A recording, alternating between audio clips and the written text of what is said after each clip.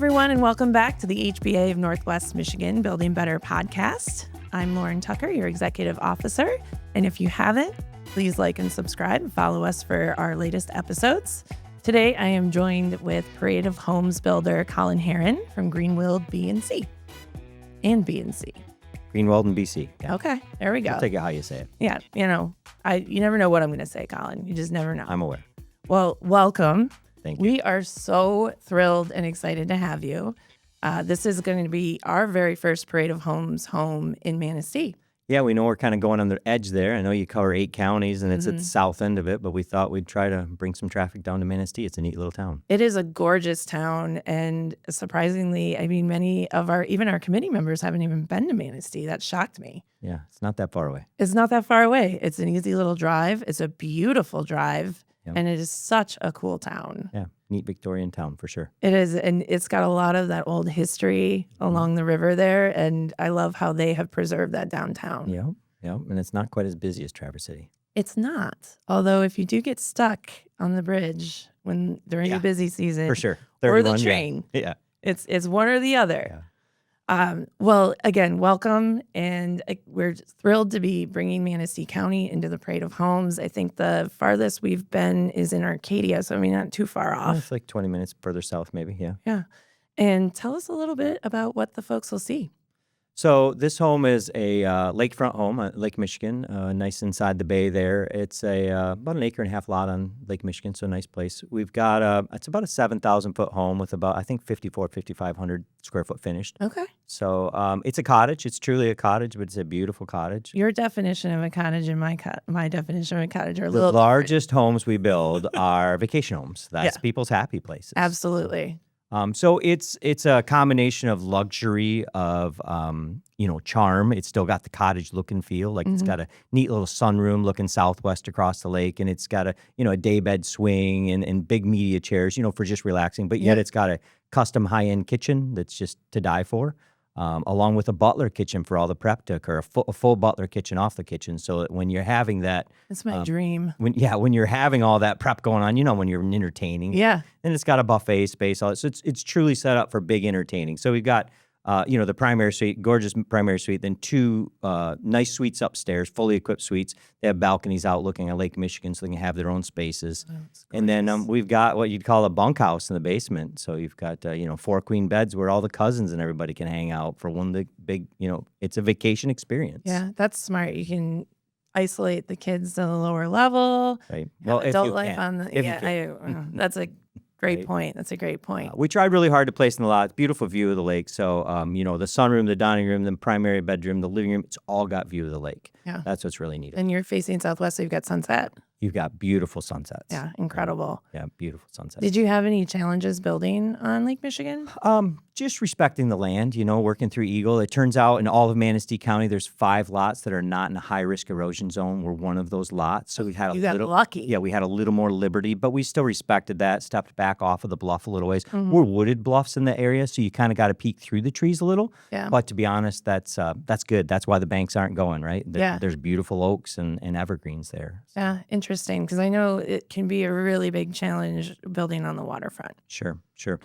In this property, we had done one in conjunction with another builder next door. That's how we found this property, and we actually removed a home first. Okay. So it was a nice developed lot already, nice flat lot. So perfect. It's a low bluff. We're like 60 foot above the water or something. So it's enough to have the view, but there's still steps down. Oh, nice. So that's neat. And so you've got fully usable beach. So yeah, we can walk 3 miles to the pier north. Okay. And I don't know how many miles south. You can see the Ludington State Park, down there. In the Nordhaus Dunes. It's just a beautiful section, miles of beach, just 100-yard wide sandy beach. Just sounds beautiful. like a really special spot. It's a neat place. Yeah, for sure. So, Colin, what advice would you give a homeowner that's considering, or our customer or person, anyone out there in listening world that is considering entering into a new construction? Partner with somebody you can trust. So whatever builder you select, make sure you communicate really well and that you trust them. There's a lot of emotion goes into building, especially your happy places, right? And then be very honest with yourself. So, maybe the first builder you work with is, you entertain them. Maybe that's a great meeting and you feel good, but Make sure they have a full team to support. It's not anymore. It's so technical. It's not a one-person operation. Let's be honest. It takes a team of people, and not just in the field, but in the office as well. And then be very honest with yourself. What your expectations are. Set the expectations. There are builders. There are all sorts of great builders. I was kind of nervous coming to the Traverse City Parade, right? There's good builders here and really great houses. And I don't want to sound like we're better, but we've worked really hard on the things that we should be better at. So, we have a full team, like a selections person. We have a project operations administrator. We have a controller. We have people in the back of the house that are making sure the entire experience is good. If that makes sense. Not just the hammer pounders. And they're keeping you on track with deadlines and budgets and permitting. Like having one person that helps make selections and track all the costs of that. And we have an online platform where people can see exactly, just being honest and making sure that if that's the experience you want. Some people want the guy who is in charge on the job every day. Some people want a full office team. It's just whatever your expectations are. Find the builder that meets your needs. Does that make sense? That makes a lot of sense. And then just being honest. Telling them what your expectations are, what matters to you, what doesn't. If you can imagine, we build for all sorts of clients. I have clients that have net worths that start with B's and some that start with M's. Their expectations are different. Yeah, absolutely. Yeah, I think that is a really good point because there is a lot of emotion wrapped up. This is either your home, your nest, or it's something that you've been dreaming about for years. And bringing that dream to a reality is important to have someone that you can trust that's honest with you, that you can have tough conversations with. Yeah, and learn how to articulate any of your joys, your concerns, whatever, have them well received and just work through them. Like, my grandpa was a carpenter many, many moons ago. He said there's no such thing as a bad carpenter, a good carpenter. Good carpenters just deal with their problems. They take their mistakes head on. They work through them. That's what you want in a builder. Someone that says, "Oh, that's not what you're expecting. Let's see what we can do." Yeah, absolutely. Especially in the custom world. Yeah, that makes a lot of sense. And it's a relationship. Absolutely. Yeah. And they're long. I mean, they're long relationships. Sometimes the people a year and a half planning, whatever. Yeah. And then you build for a year or 2 years, however long it takes, depending on the size of the home. And then, frankly, many times we're servicing them for a lifetime, if you will. I mean, 2, 3, 4 years later, we're still having conversations. And sometimes, I've been in the game a long time, we're re-roofing the house when it needs it in 25 or 30 years. Yeah. So you're truly building a long-term relationship. It's not just building a house. Yeah. That's pretty cool because it's not like one and done. You're there through the life of the home if they want it. Right. And then you build for their family members. That's what happens. Creating That's great. Legacies. Yeah. So a company like ours has been around a long time. And if you can imagine treating people with that respect and that long-lived, that's what keeps you in the game. Yeah. Right? We've been around 72 years now. Yeah. There's not a lot of companies that build that can say that. I've only been here 27 years, I think, in this company. But, when you get the opportunity to work for people repetitively like that, and I keep saying, if I'm around the third time a house needs a roof, I kind of need to retire by then. Yeah. I mean, this could get old. I don't know. I don't see you retiring. I'm going to retire in place. Yes. That's my goal. I like that. Well, Colin, I've gotten to know you over the last couple of years with your involvement at the state association. Yes, ma'am. And that's a big part of what is the beauty of the HBA is, yes, we're here to help promote the builders, help protect and preserve our industry for the next generation. But I love how engaged you are at that level in creating in making sure that this industry is there long-term for the next group of builders that is coming up. Yeah, I've done a lot of work in that. I think I was reflecting because one of your questionnaires, I think I became a member in 1995. Our company's been a member since the 70s. In all my leadership roles, the relationships that I've built are just invaluable. So, I'm coming into Traverse City throwing a home in the parade, which, by the way, we had projects in 18 counties last year. So we're used to being all over. We're all right. We got a place on Beaver Island. We've built we're all over. But I know so many of these people because I've worked with them. I've worked for them, and they've never been competition before. So it's kind of interesting. I'm not saying I'm competition, but it's a different way, right? Because I've worked for these people in a volunteer position for years. Yeah, absolutely. Well, and I think that is honestly the thing that is the most beautiful thing about the HBA is this is a group of competitors. Right. But we help each other. But you help each other. And I know that when I told our leadership, hey, Colin's coming up, he's going to participate in the parade. Everyone was so excited. I don't feel like anyone in the industry is oh no, there's no room for more builders. There's no room for more people. And I mean, we've traversed cities. You can remember I came up as a state leader years ago. We had some hard conversations. We had some hard conversations. We did. We had a very uncomfortable dinner. I was there. We brought in national people. I mean, so yeah, we can get through those differences and make sure that it's what's best for the industry. Because if it's not good for the industry and it's only good for one person, this isn't long lived. Yeah, right? Absolutely. And a rising tide raises all boats. Absolutely. And through that exercise of looking at that relationship with state and national and why we are part of the Home Builders Association, we found out how important that is. And like that really changed things for us. I think that was about 5 years ago. Yeah. We're growing. We have more members than we've had, I think, since Mickham was around. And very energized. It feels like you guys are very energized. It's interesting. I said, like, some of you, I don't know you. How do I not know you? I've been a member for like 25 years. You're not involved. Get involved. You get to run the show. Absolutely. Yep. So. I think you hit the nail on the head there. That's what we tell new members all the time is that it's about the engagement. You get out what you put in, and you can't get out if you don't put some effort into it as well.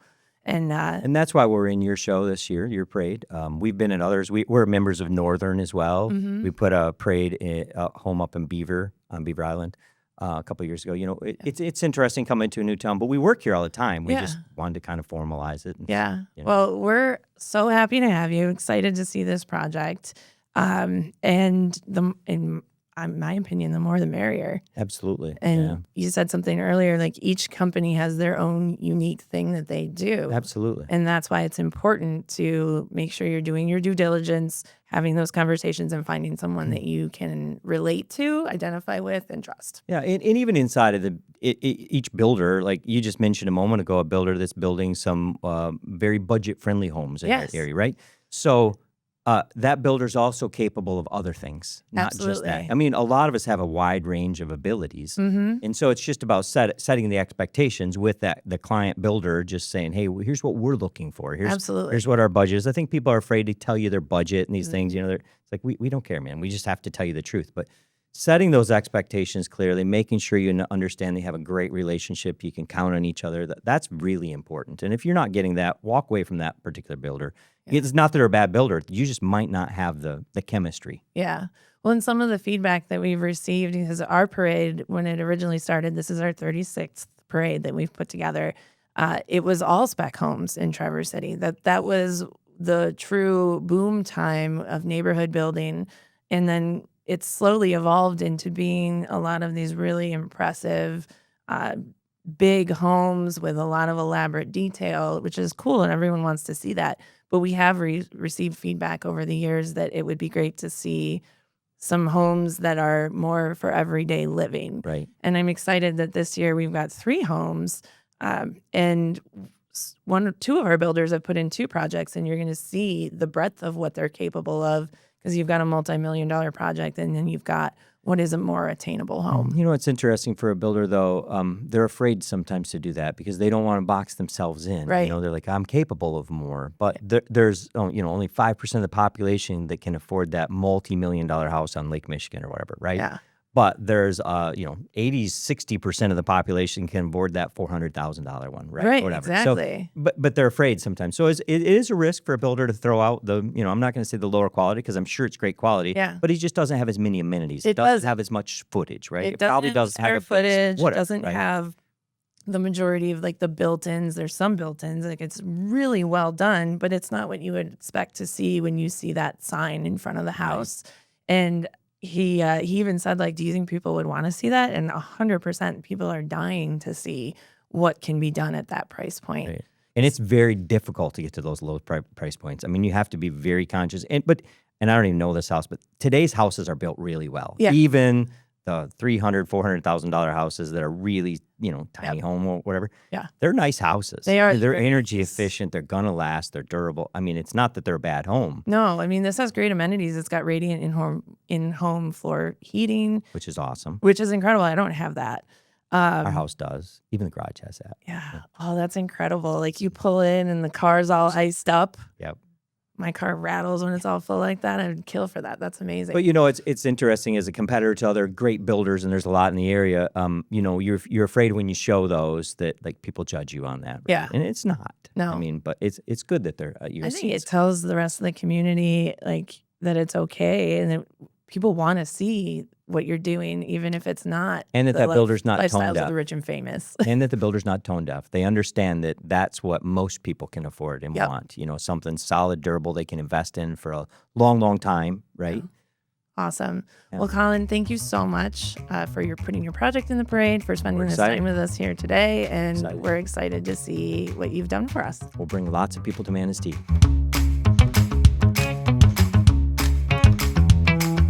Well, hey, folks, it's Lauren with the HBA of Northwest Michigan, a special Parade of Homes podcast episode with our amazing sponsor, Andersen Windows. Welcome, Dave Schneider.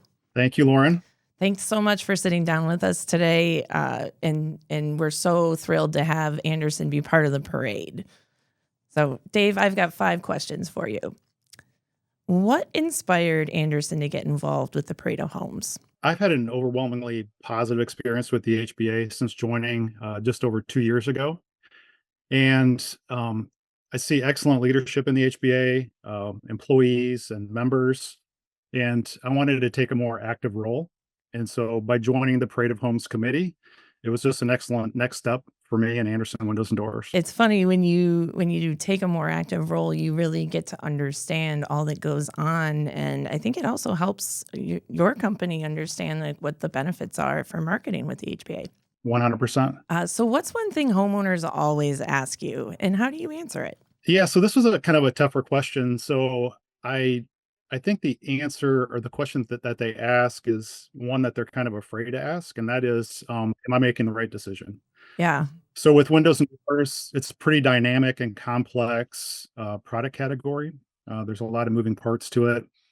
And people do their own research, and so they'll have a variety of questions. But ultimately, I think the question they want answered is, am I making the right decision? That's a hard one to answer. Yep. And so with Andersen, I think the brand and the products that we bring to market and being able to engage actively with customers, it really puts their mind at ease and lets them know, hey, I am making the right decision with Andersen. Well, and you guys are really involved in that decision. We do a lot of work with our dealers, architects, contractors, people that represent our product. And so, yeah, we're very proud of it. So what trend are you seeing in home building or design that you're most excited about, maybe even pertaining to windows? So one of the trends that we're seeing regarding windows and doors is the indoor-outdoor living, trying to bring the outdoors in. Yeah. And you're able to do that, and architects are able to draw up really large floor-to-ceiling glass window walls. And so just to bring in a ton of natural light. We live in a great state. There's lots of forests, there's lots of wonderful lakes, and people really want to have that picture framed inside their home every day. Another one is big doors. So really large window door walls or door walls rather, that can open up an entire room. So say for example, 40-foot wide, 8-foot tall, being able to open up that entire space and really create a connection to the outdoor space from inside is wonderful for customers. That's incredible. We are seeing a lot of that, especially in the northern Michigan market, where you want to extend like your entertaining from the kitchen living area into the outdoors. And your products are great for that. Pass-through windows is another one. So kind of that, being able to open up a bar space from the inside to the outside is another trend that we're seeing as well. What's one thing your business does that makes your clients say, wow? So I would kind of tag on to the big doors. And so when you see a customer go into their house and then operate this massive door wall for the first time, there's a huge wow factor to it. And so it gives me a lot of sense of satisfaction to see the excitement that it creates for them and their brand new living space with their new product. And so I'd say that's the one that's pretty satisfying. That's awesome. We do work in a great industry. Mm-hmm. Dave, my last question for you. If your team were competing on a home renovation show, what would be your superpower? So I thought this one was easy. And so without a doubt, the superpower would be teamwork. And so Andersen has outstanding history and culture, and teamwork is at the core of that.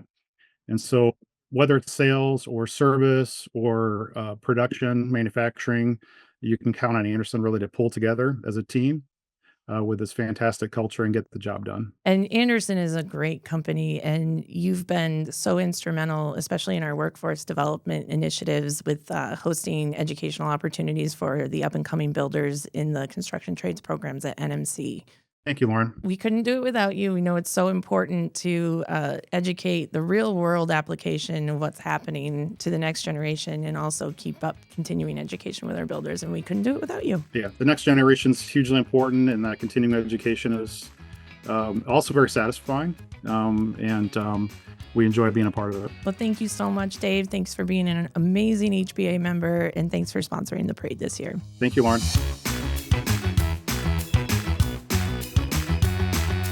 Welcome back to this special edition of the Building Better podcast, Parade of Homes edition. Today, I'm joined by Scott Norris from Norris Construction. Hi, Scott. Glad to be here, Lauren. Well, I'm really excited to bring you into the studio today. Give the listeners a chance to get to know you, get to know your team, hear what makes working with Norris Construction different from working with other builders, and of course, talk about this year's entry. And maybe we can touch on some of the past editions or the past entries that are definitely fan favorites. Sure. So, Scott, remind me, how did you get into the home building industry? Well, I worked in construction from the time I was 15, started attending Mason, and then I didn't want to do that for a living. I was always digging ditches and carrying shingles, and so I went to college. And when I got out of college, I couldn't get a job, and so I went into construction. Yeah. I ended up bidding a job, kind of a demo job, but I really enjoyed working for myself, and one thing led to another. That was back in 1980. Yeah, Graduated wow. College. And I moved back home in 84, and we built our first home up here in 84, and I've just been doing that ever since. That's a heck of a fallback career option. Well, it seems to me, even though you've been doing it for quite some time, that you're having more fun than ever. I think I've even heard you say that. Mm-hmm. Yeah, I mean, I have a fabulous team of people, and in this business, you can't do anything. You're just yourself. We're doing several homes a year, and there's always people that can do anything I do better. Mm-hmm. And if I can surround myself with those kind of people, we'll build a better house, and our clients will have a better experience. And so after 30 years of team building, you keep the best, and the rest kind of come and go. Yeah. But I feel like we just have a better team than we've ever had, and so it's really super fun to come to work and rub shoulders with these guys and gals and let them do what they want to do. That's incredible, and they do incredible work. Now, tell me a little bit about, you made some changes over the years where you've brought in a lot of the different aspects of the build in-house. Yeah. Yeah, as scheduling has gotten harder, we found that by doing more of the detail work in-house, we're able to keep schedules, and we're always looking for quality people. So we have our own trim crews, we have our own mill workshop. We can fabricate any kind of trim or handrails that you show us a picture, we'll make a knife and make it. We have our own cabinet shop, so we can fabricate furniture. This year's parade, there's several pieces of furniture in the house that our guys did. We have our interior designer on staff to help with making selections that are appropriate but also done in a timely manner. Mm-hmm.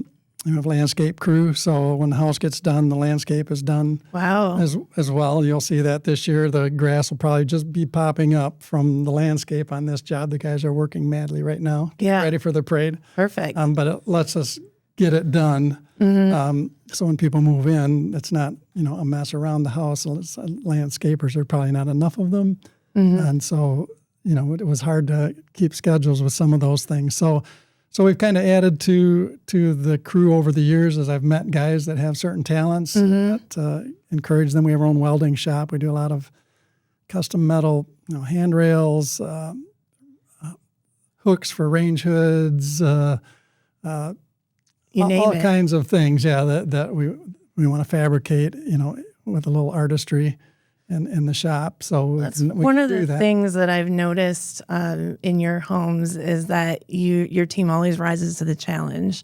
And there are so many incredible customized pieces, or rooms in the house. Like I remember last year, the basement was the entire basement was the speakeasy, and it was so period specific. And I remember you telling me, where did you get the inspiration for the trim on the walls? Wasn't it from a movie or something? Yeah. There was Lori and I my wife and I were watching a movie, and Jack Nicholson was walking up some stairs in an old New York apartment building, and I noticed the wainscoting going up the stairs, and I thought, oh, that's pause. We had it. Pause. I took a picture of it, and that's what we duplicated. Yeah, and then you gave that to the team, and they create it. Yep.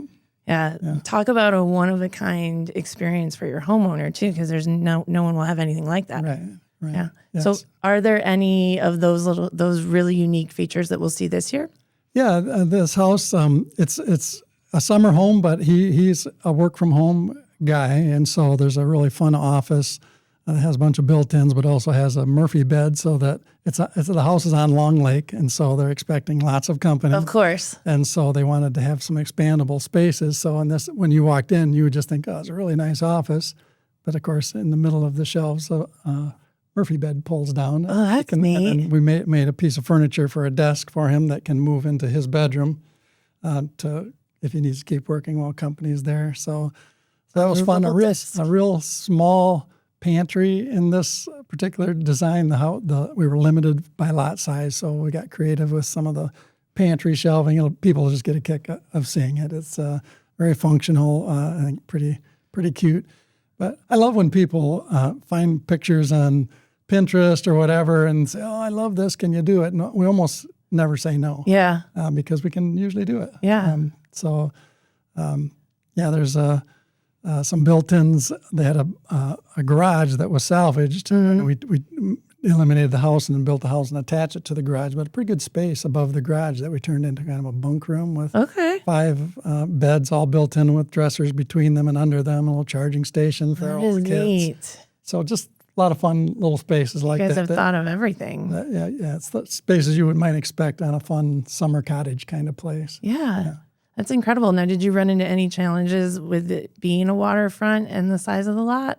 It was a tight space, so we had to stage things appropriately, to get some big boulder walls on the lake side of the house, and we had hardly any space to get around, but we just staged stuff appropriately so we could get material in front before that space was shut off. But it worked pretty good. Yeah. Well, and I think with the breadth of experience on your team and your experience, you've been able to navigate those challenging lot sizes or any of the zoning issues pretty well, right? Yeah. Usually, if you go through the proper steps, we didn't have any zoning infraction, or we didn't have any setback issues with this particular lot. We were just right at the setback, so we had to have things surveyed, so we didn't have a mistake on where the house sat. So. This was, sometimes we do have more challenges that way. So there's some, zoning meetings that we have to attend and, work through some of those things before we ever start the project. This wasn't one of those. No, that's good. That's like, you want that. Yeah. Now, I know this obviously isn't your first parade, and your homes have been fan favorites and have won many awards over the past couple of years. Including People's Choice 2 years ago on the Neotawana house out on the peninsula. That's the one that I dream about this house. It was so uniquely done, and every room was different. Are we going to see something like that again this year? Yeah, I think you'll, like, this has a sunroom. The lot was narrower, so there's a sunroom, kind of like Neotawana again, between the kitchen dining room and the lake. Mm-hmm. And so we did a sunroom out there, but lots of windows. And then we put, on this one, there's a 14-foot accordion door that opens up, so the sunroom becomes part of the kitchen dining room area. That's so cool. It makes that sunroom less of an interruption between that living space and the lake, and so that'll be fun. And we had it had a concrete floor, but we used white concrete, and then we polished it or burnished it. Okay. And it turned out great. I'm really excited about it. I'm sure we'll do some more of that. It was our first time to ever try that, and our concrete guy was a little incredulous about it, but it turned out awesome. Yeah. I'm excited for people to see that. So some of the challenges that a design presents sometimes create solutions that are even more interesting than what you would have had. Yeah, or new opportunities or something that you didn't even know you could do. Yeah. That's incredible. So you're extending that living space and then also incorporating the fact that you're out on the water and you want to maximize that. Yeah. Excellent. Well, Scott, any advice you would give someone who's entering into the building process? Yeah, as a homeowner, I would say, in general, say first things first, which doesn't mean anything till you think about. It's good to early on begin to think about details, get involved with a designer. If you once you have your lot, oftentimes we get involved very, very early. A lot of times, I would say half the homes we do, I have helped the homeowner pick out the lot. Okay. Because the lot really impacts what you can and can't do, and there's ways to maximize things when you know what you're working with ahead of time. Sometimes people will come with a house plan that they've gotten off the internet. They don't own a lot yet. Yeah. And we don't really even waste time other than get an idea about their taste in architecture or whatever. But to pin down the lot and then pin down a designer if they're not going to use us. I'd say half of the homes. My son Caleb does the design work, that Neotuana house that you love so much. That was a fun one because he designed it, and it was a very challenging lot. And it was so narrow, and it was incredible what you were able to accomplish. But I'd say the other half of our homes are other architects, either local or out of state, that homeowners have worked with before. But that's kind of where it's the lot, the architect, the plans, and then we get more involved in bidding the details. And oftentimes, once things are bid, we do a very transparent bid. So we show our overhead, we show our profit, we show our supervision costs, and then everything else is what it is, so people can go back to their architect and say, what about this line item? What about that line item? Can we adjust these things? Because budget has become a much bigger issue in the last 4 years because it's such a big moving target. Everything costs more, almost twice as much as it did 4 or 5 years ago. Yeah. And so people have had, as they've been preparing for retirement or preparing for the vacation home, they've kind of had a target budget that they thought they would do. And they need to triple that. And now it's not where it needs to be. And so it's important that their builder and their designer can work together. Usually, we say that design process is pretty collaborative. We'll say that our initial bidding is also collaborative. We'll give you all the information we can, give you all the options that you think you want, and then you can go back and pick which ones you want to do and which ones maybe should be less stone, or maybe we have a shingle roof instead of a standing seam metal, or whatever changes need to be made to hit the target budget. And so it goes back and forth a few iterations before you actually start. But the more time the homeowner can give himself or themselves to do that process, the better. The other thing is that anything that we design is all designed in 3D. So people can really see their house before we ever start anything. And once they can see, we can take you in the rooms and put you in a dining room and have you look out the window and see what the views are going to be. They'll take a panoramic shot. So then people, when they're in bed at night thinking about their house, they'll think, I wonder if I could do that there, because they're already living in the house before we ever move a bit of dirt. That's amazing. And so it allows the homeowner to, I think, get a much more satisfying product in the end. I'm old enough for when our prints were always 2D. Yeah. And we'd build stuff, and then the homeowner would come on site, and he'd go, geez, I wish that window had been scooted over a little, or I wished it was, I wish something was different. That hardly ever happens anymore. Yeah, it takes out the guesswork. Homeowners can see what they're getting, right up front. That's so incredible. They just understand a lot more about the process, and that's, that's really our job, both in the drawing time and in the bidding time, to help the homeowner understand the details of the home, and then they can make appropriate changes as needed. That's incredible.